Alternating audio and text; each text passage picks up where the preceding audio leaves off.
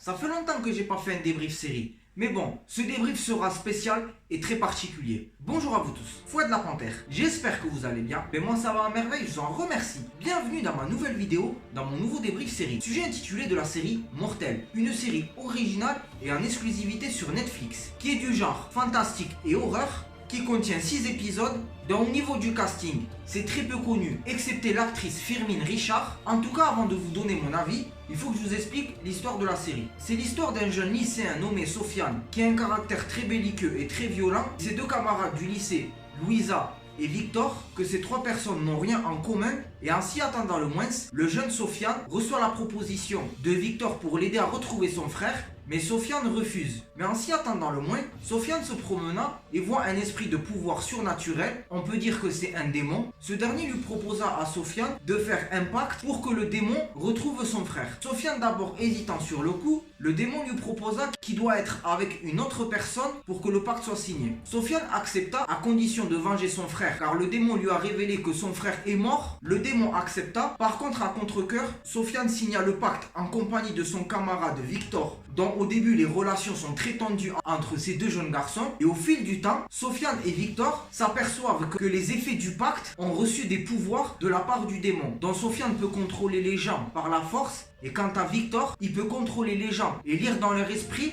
par la pensée. Et en ce qui concerne pour la troisième personnage principal, Louisa, elle est la petite fille d'une sorcière pratiquant le vaudou, et en fréquentant Sofiane et Victor, elle s'aperçoit qu'ils ont fait un pacte avec le démon, dont sa grand-mère pratiquant le vaudou connaît ce démon et son pouvoir. Dans cette série, il y a peu de points positifs, mais beaucoup de points négatifs. Au niveau des points positifs, ça se passe en banlieue. Il y a quand même de l'originalité. Au niveau du casting, le jeu d'acteur est bien travaillé. Maintenant, fin des points positifs, place aux points négatifs. Au niveau des points négatifs, quand on voit dans la bande-annonce, on voit bel et bien que c'est une série de type horreur. Par contre, on ressent pas la peur, on ressent pas le suspense. Parce que c'est vrai qu'il y a de la chance au suspect. Car au niveau du suspect qui a enlevé le frère de Sofiane et qui l'a tué, c'est vrai que j'étais au bout de mes surprises. Mais par contre, ce n'est pas sombre. Il y a très peu de scènes où c'est sombre, mais le reste c'est normal. Quand on voit dans un film d'horreur ou dans une série à la fois horreur et fantastique, comme par exemple Stranger Things, on voit que quand même c'est à 100% sombre. Mais dans cette série, ce n'est pas le cas. Même au niveau de la musique, c'est pas trop ça. Il y a très peu de musique sombre. Même le fait, quand je vous ai dit, il y a peu d'originalité, mais on a l'impression que quand même, c'est un copier-coller. C'est pas la première fois quand on voit une œuvre où par exemple, un humain fait un pacte avec un être surnaturel, comme par exemple un monstre, un démon. Même moi, j'ai l'impression que c'est du copier-coller un peu de Stranger Things, car il est à la recherche d'un porté disparu, comme par exemple dans la première saison de Stranger Things, un des enfants est aussi porté disparu.